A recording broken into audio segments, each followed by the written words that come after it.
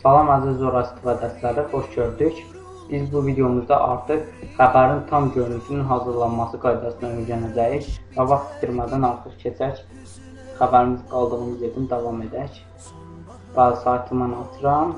Gördüyünüz kimi qaldığımız kodlarımız hər şey yerindədir. Xəbərin qısa görünüşü və adı və bölmələri barədə və yoxlaya vurub bir daha yoxlaya da bilərik biz bunu. Gördüyünüz kimi artıq yerində danışır. Xəbərin tam görünüşünün necə hazırlanmasına ilkin olaraq keçdikdə xəbərin qısa görünüşündə olduğu kimi birinci rəsmimizi daxil edirik.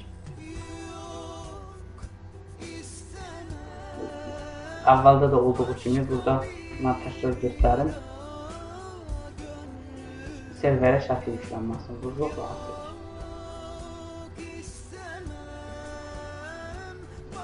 Burada atıldı, artıq geniş bana qapadı.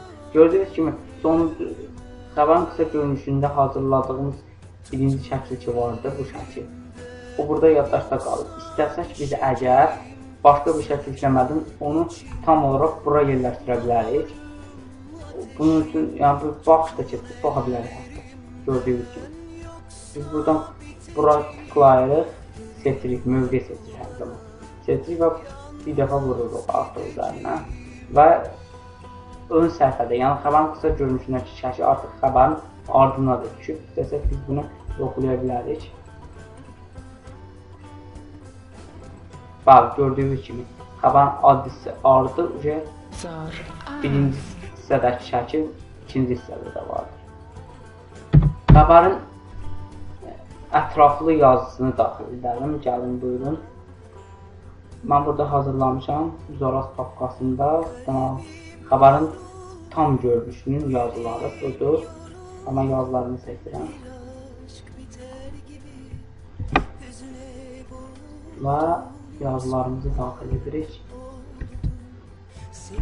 Budur, yazılarımız artıq düşdü. Və ilk videoda göstərdiyim şəkildə biz baxış keçib baxa bilərik. Yazılarımız çox sadə variant düşəcək. İlk dəfə yazı daxil edəndə gördüyünüz kimi bu variant saytımızda qəbul edilmiş qaydalara ziddir.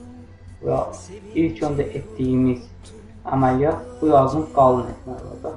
Qalın. Bunun üçün yazımızı bütöv seçirik. Gördüyünüz kimi və buradan qalını tıklayırıq. Artıq yoxlaya bilərik. İstəsək. Siz də saatdə hər bir əməliyyat həyata keçirdikcə xəbər göndəricisi yoxlaya bilərsiniz. Bəli, gördüyünüz kimi artıq qalın şəkildə düşdü. Lakin gördüyünüz kimi çox balaca şəkildədir. Buna bir ölçü verək. Ölçünü vermək əvvəldə olduğu kimi diqqətli olun. Mən buranın versiyasından gördüyünüz kimi kod hissəyə daxil olduqca nöqtə qoyulan yerdən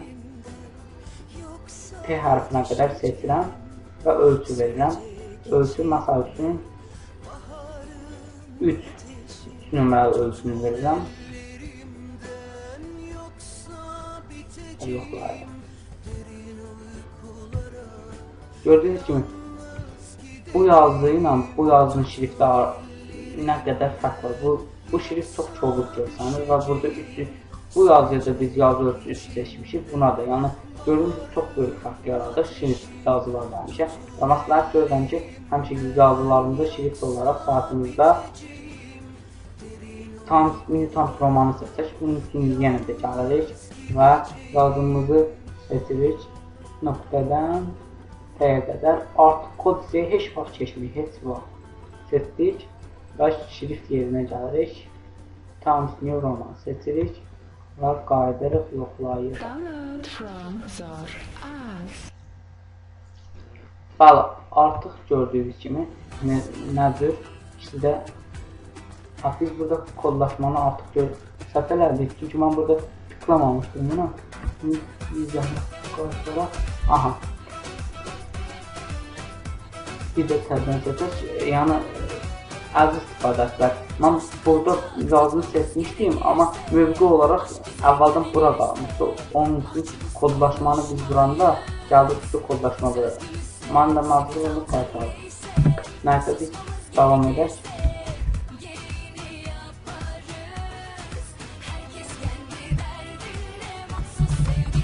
Biz gördüğünüz. Aha. Burada xəbərlərdə qarşılıq oldu. Gördüyünüz kimi, əgər siz fikir versəydiniz, mən kodlaşma səhvi yaradığım üçün yazılar, kodlarımız hər şey bir-birinə qarşılaşır. Siz də yazı ilə kod arasında qarşılıq yaratdınız, o cür xəbəriniz pozulacaqdır. Yazımızı seçirik artıq və bu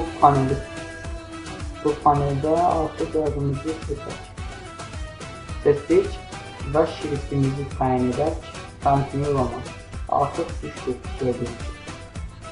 Və təkrar yoxdur.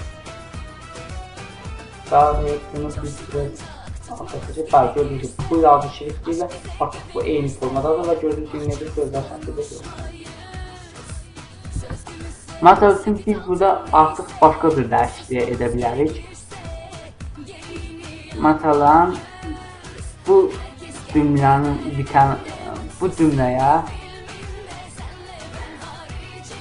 biz rəng seçək, məsələn bu rəng təyin edək və yoxlayaq.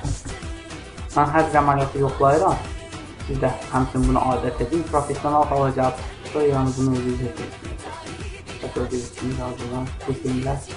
Hətta biz istəsək təkcə ancaq sözündən bu nöqtə olan yerə qədərlə də ayrı bir rəng seçə bilərik. Və bunu da sizə göstərim, gəlirik kod yerimizə. Bax, qatışdırmır. Gördüyünüz kimi, mən bunu qatırım. Buradan yeni götürürəm nöqtamı. Yaxşıdan bura qədər seçirəm. Rəngimi verirəm. Məsəl üçün, bu rəng. Təkrar yoxlaya bilərik. Və gördüyünüz kimi, artıq qatı rənglər. Dedim ki, yazını koda qatmasız heç bir problem yaranmıyor. Və mövqeni hər zaman seçin. Mən məsələn bu mövqeni seçim, gedim bu yazı üçün nəzərdə tutun, burada ölçü verim, kod avtomatik bura düşür. Mövqedə də diqqətli olur. Almanya İsveçrə burada bir rəng təyin edək, məsəl üçün bu rəng, yəqin ki yerinə düşürsünüz, siz də yəni düşünürsünüz. İndi biz məsəl üçün burada bir şey diqqət edirək, sizin nəzərdə bir şey çatdırın. Deməli, burada biz sonuncu cümləni indi bu oyunculardan sizlərə fotoğraf təqdim edirəm. Bu artıq məlumat deyil, bu başqa fotosessiyaya keçiddir. Biz fotosessiyaya keçid vermək üçün bu yazıyı biraz fərqlilik gətirmək lazımdır. Bunun üçün əvvəla biz buna fərqlilik nədə gətirə bilərik? Bunu bir ortadan verə bilərik. Yazımızı seçirik və ortadan butonu mərkəzdən seçirik və yoxlayırıq. Gördüyünüz bu ortadandır artıq. Mən orada yazılarının şriftin böyük göstərməsini səbəb mən qabağa səhvini edəm. Ekranımızı. Buradan deməli biz buna başqa bir rəng seçək. Məsələn, qırmızı rəngimizi seçirik. Və bunu bir daha yoxlaya bilərik. Biz normal qaydasını gətirəsini yoxlayaq. Gördüyünüz kimi bu şəkildə. Bunu biraz da bu üstəki yazılardan fərqləndirək, daha dəqiq olsun. Bunun üçün bunu seçək. Diqqət edir, mən heç vaxt koda qatmıyorum. Bunu dəfələrlə deyirəm, çünki istifadəsindən çox koda qarışır. Burada seçirəm. Bunu daha fərqli edir, sizdə nə ola bilər, əlbəttə ki, ölçü ola bilər. Məsələn, ölçünü göstərək ki, biraz daha qabarıq şəkildə ölçünü göstərsin. Gördüyünüz kimi daha böyük qaynatır və bu bura biraz keçib, nəsə biraz aşağı indirək. Aşağı indirmək üçün əlavə bir koda ehtiyac yoxdur, boşluq verə bilərik. Və yenə dedim ki, kodda zatda boşluq vermək qəti şəkildə qadağandır. Boşluğu vermək istəyirsə bu cümləyə sözümüzün əvvəlinə gəlirik və boşluğumuzu ötürürük. Məsələn, 2 dəfə boşluq veririk, 2 dəfə boşluq. Bunu yoxlaya bilərik. Gördüyünüz kimi artıq bu bundan ayrıdır və daha cazibədar oldu. İndi isə keçək biz fotosessiyamıza. Artıq bu kodları bitirdik və keçirik fotosessiyamıza həyata keçirməyə. Fotosessiya barədə isə digər videomuzda mən sizə məlumat verəcəm. Çünki fotosessiya həyata keçirmək, burada mən bu xəbərə daxil edib fotosessiyanı keçirməyin qaydasını öyrədim. Lakin siz bu 3-cü videomuzda baxaraq artıq ayrıca bir təkcə fotodan ibarət olan şəkil vericiyi qoşa bilərsiniz. Hələlik 3-cü videoda görüşənədək özünüzə yaxşı baxın, sağ olun.